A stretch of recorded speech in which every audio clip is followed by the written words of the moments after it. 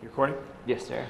All right, guys. Today we're going to go over what I think is probably the most common issue in weightlifting across the board. I think the pull is so intricate in the snatch that people focus so much on it that it becomes difficult for them to drop into the bottom position of the snatch. So the main issue is people end up power snatching more than they full snatch. So first things first, the bottom position requires you to just be in the bottom position. So if you can't even do that, then you're likely not going to be able to catch low. If you can't sit low without any weight, you're likely not going to be able to do it with weight. So let's go over the deep squat first, and then we'll talk about the mobility demands of the deep squats. What we can notice here is a discernible difference between the depth of the hip crease and the knee crease.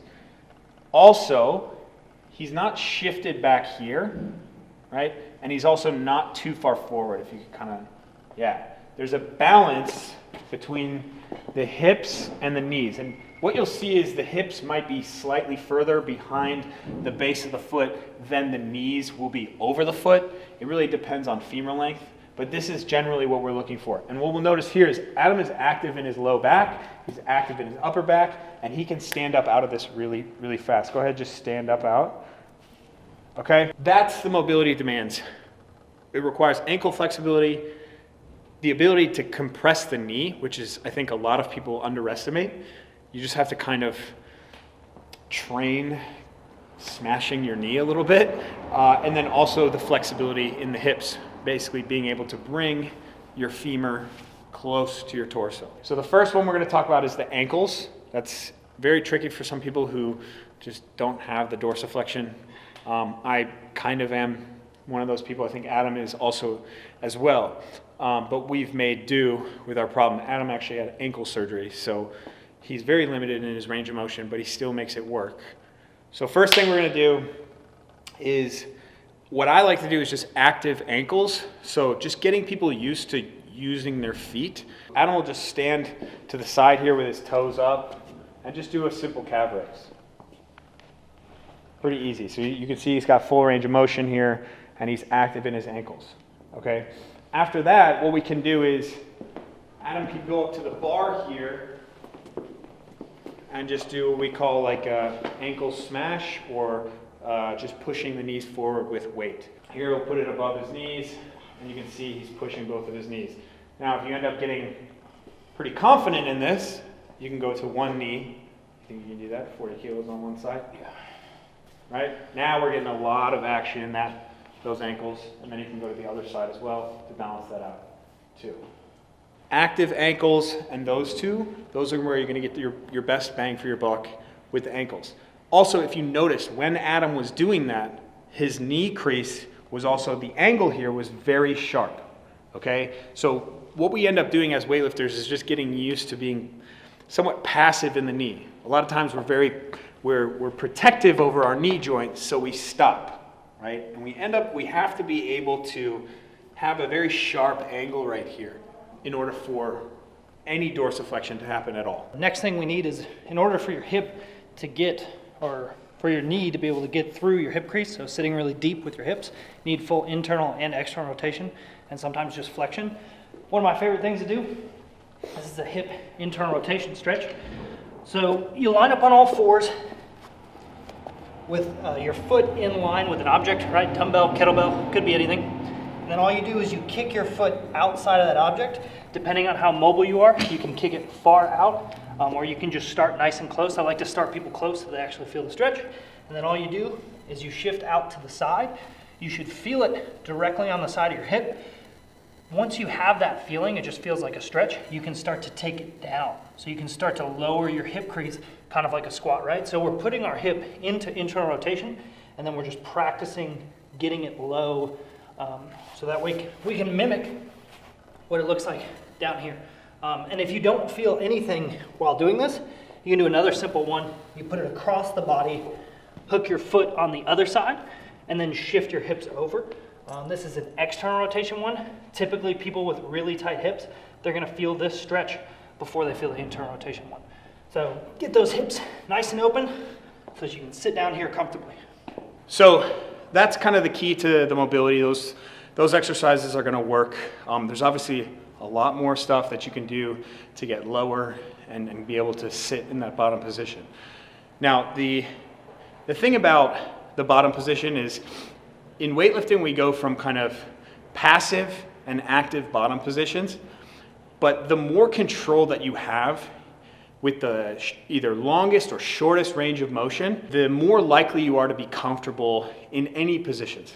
So in particular, the bottom of a squat, what happens is because we're so compromised in the legs, those muscles that are shortened become really hard to activate. So in particular, when you really maximally flex this knee, like we're bringing this knee close to our torso, the quad ends up being really short. And so as we stand, you'll see a lot of people kind of shoot the hips back, right, like this. And what we want to be able to do is be active in our quads in this position so we can stand straight up. Boom, okay? Active here.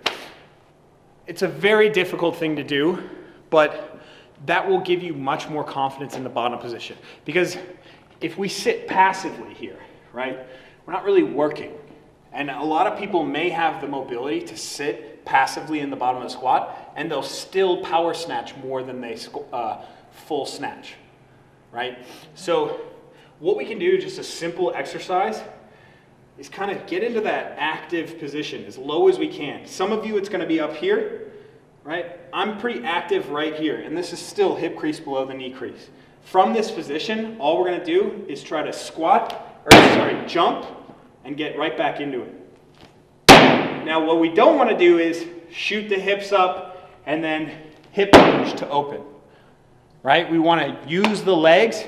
So a cue that I think about is if my knee is placed right here, I want to keep my knee in that line longer rather than letting that knee go back, right? Because if we go back, we're hip hinging.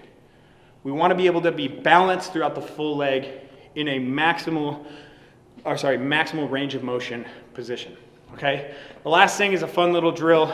If you have someone you want to do, like maybe for a warm-up or maybe something at the end of your training session, you can have someone basically take a PVC and you can do like what's called a reactive squat jump. And what you want to do is you want to start from the squat position and end in the squat position. And what this does is it forces you to react fast, because if you don't, the PVC is going to end up hitting you.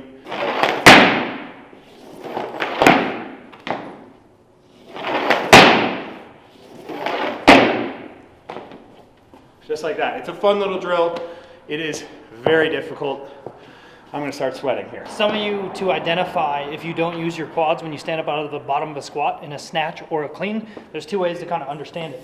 So if you're somebody that when you hit the snatch bottom position and you lose weight as you stand up, so if you start to like miss out of the bottom, that typically means your hips are shooting up first, and then you drop and you're like, oh, I had that, why didn't I make it? And it's because your hip shot up and your knees didn't move, right? So here and knees. And for the clean, it's easy to identify if you're somebody that hits the bottom and then your back always rounds up out of the bottom and then you're stuck trying to get your back tight again for the jerk. So those are kind of two identifiers. If you notice that you do those in your lifts, these drills and this concept will help you. So yeah, a lot of times in the clean, we think rounded back means weak back, but that's not the case. The back will round because the moment arm has changed. The weight comes forward, so the only way for us to get that moment arm from being out here is to start rounding. And that the weight's gonna come forward like that, like Adam said, when your quads are weak. So the best way to keep from rounding in the upper back is get stronger quads.